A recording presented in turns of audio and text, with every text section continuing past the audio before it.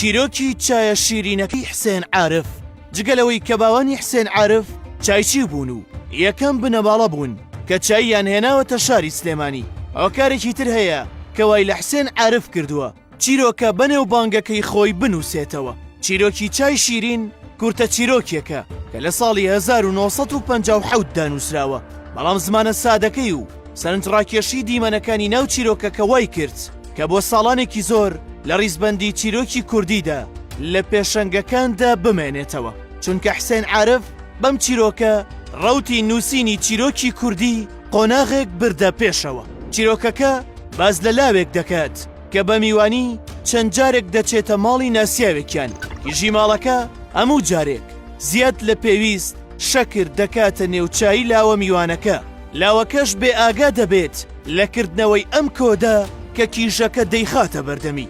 بە پێی گێڕانەوەی چیرۆکەکە شەکر و شیرینی زۆر لە چاییدا بەواتای خۆشەویستی دێت، بەڵام لەبەرەوەی لاوەکە لەومانە شاراوەیە تێناگات کیژەکە لە خۆی دەڕەنجێت.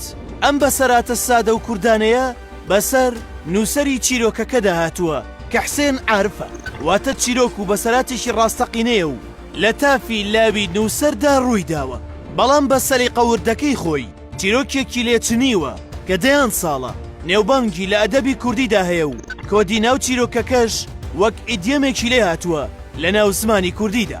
زۆر جار دەوترێت چایەکەم بۆ تێ بکە با وەک خۆت شیرین بێت.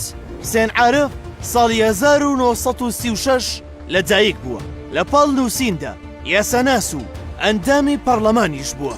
یەکێک بووە لە دامەزرێنەرانی گروپی ڕوانگە، باڵوێست و نووسینەکانی زۆر دژی دووبەرەکی کورد و شەڕی ناوخۆ وەستاوەتەوە.